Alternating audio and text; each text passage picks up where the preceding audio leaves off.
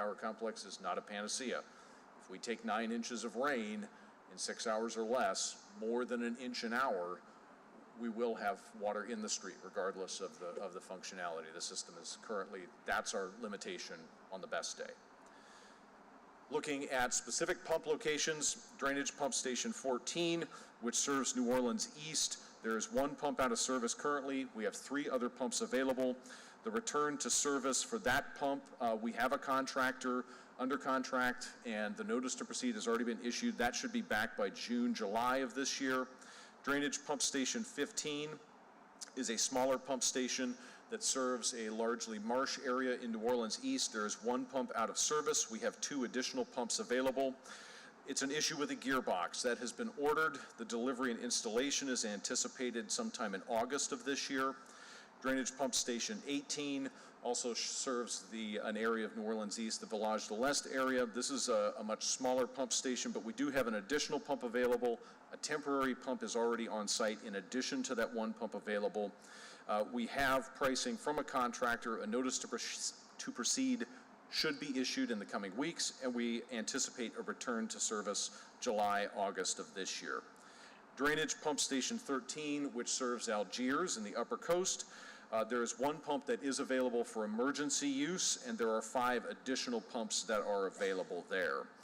And then Drainage Pump Station 20, this is 1 change. We do have 1 out of 2 pumps under emergency use only. The issue with that is an issue with a cooler for the gearbox, and we are working on pricing and bidding of that at this time. That concludes our presentation. Are there questions? Well, first of all, thank you. We just heard the residents of Venetian Isles and their challenges, and it seems like exceedingly more we have issues in the city with, especially with pockets of communities where there's standing water and flooding that used to not historically see that. So folk are concerned, right? Hey, well, and an occasional tropical storm or depression or hurricane warning is one thing, but just to have everyday rain, and when it's a few inches more than it was, and now you're flooding and you didn't do that 10 years ago, 15 years ago, 20 years ago, folk just want to know. I know the Lower Ninth Ward, parts of Gentilly and the Upper Nine experienced a lot of flooding from standing water from something that they thought was just a usual weather event. And we see that it wasn't. 9.5 inches is a historic level. At an historic level. Is there any way that we could do early warning? I know like they do with tornado warnings, or if that's just a function of nature. I think it was Confucius who said Mother Nature doesn't have to insist. She can do whatever she wants. Is that just something we have to prepare for now? It depends on the weather event. So it's like with Turbine 4. If there is a front moving in, if there's a named system in the Gulf, computer modeling allows us to receive really good information. Okay. An event like Monday, there was no forecast of any rain on that level. So those pop-ups are very challenging to predict. So then my follow-up question is, if we can't prepare for it, and of course there's no force greater than Mother Nature, when it happens, is there an immediate investigation of, especially if the water is standing, were the drains clean? Are there broken lines? Is the 27-inch flowing into the 30-inch, into the 70-inch, into the outflow canals? Is that part of standard operation? Absolutely, okay. And that's what I'm hoping to illustrate with this presentation today, is that having taken over the drainage system start to finish, that's where we start with, is the water that was standing in the Upper Ninth, the water in Algiers that was standing, naturally 9 inches of rain, more than anything can handle, even if it is clean and clear, but understanding that we have to be able to clean the system, investigate, make repairs, that is where we're starting, yes. Thank you. Any online comments? Councilmember Green, before we close out. I just want to be on the record as thanking you for your call. Mr. Nelson called me in the midst of that. Mr. Nelson will call you all hours of the night. My sincere apologies. Morning. He called me, and interestingly enough, I was on Mazant Street because I had gotten a call, and I know it's frustrating to residents, but I appreciate your explanation. 9 inches of rain in a short period of time is going to do that. And I'll tell you, there was nothing, Councilman, like being there on the street thinking this rain is going to stop any minute now and seeing it go on for another hour to an hour and a half. Just constant flow, well, an hour or so, of constant flow. But certainly we want to continue to work. But I'll ask you, is there a solution to being able to do more than 1 inch an hour? Yes, and that's where I want to leave this presentation with. We don't want to just stop and say, well, 9 inches, too much. There are options. There are engineering solutions that can be applied. Now, how that gets applied and the cost thereof, now that we're responsible for the entirety of the system, we can investigate that, lay that out. There have been discussions around a stormwater fee, and that's an ongoing discussion with this community. I forgot Mr. Dowden had another card in, guys, so I don't want to disrespect. He's been here all day. Mr. Dowden, please.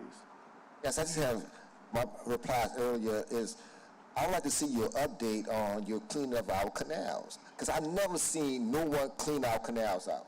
I have not.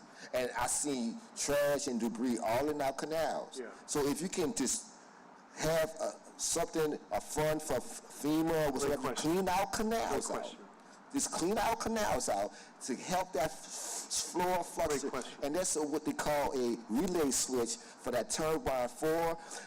It's a relay switch you can buy, an electrical switch you can buy. If that other relay, when it gets full, that relay switch says full, so now that other turbine can turn back on automatically and then service the water. Instead of you say it's going to burn out if no water structure coming in. There's got to be a relay switch that can actually transport that, say that this turbine is full, so now you turn it back on. So it got to be a relay switch. So these things are so simple that we can just figure it out. It's just ingenuity why to get things done. You know, say our city is a beautiful city, as you said, Alf, in your speeches about marshlands and everything. But we gotta have a flow. We gotta go back to our old structure of how New Orleans was built, and dig up those canals that's already been covered up with mud and put houses on and everything. So please, just go look at the structure and get this done. And Sewage Water Board, please. We got flood outside our homes, water pile up in our homes that cause mosquitoes, cause hazards and stuff like that. So please, even my home has water stuff that they want to charge me extra amount of bill for my house. I'm trying to get this thing taken care of to build my new house again. And then restore Louisiana, FEMA is building my house.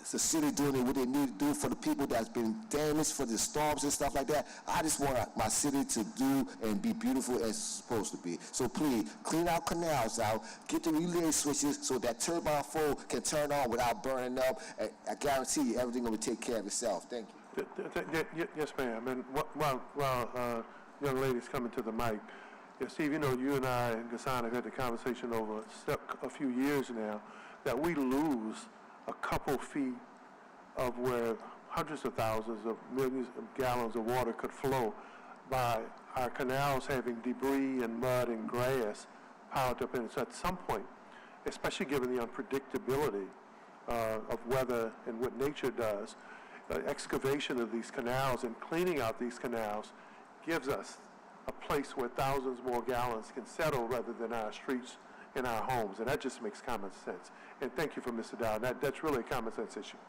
Yes, ma'am. You had 2 cards, too. Yeah, I'm at the 1400 block of Henry Clay, and I have photos of a storm drain that hasn't had a cover on it, and it's huge, for 3 years now.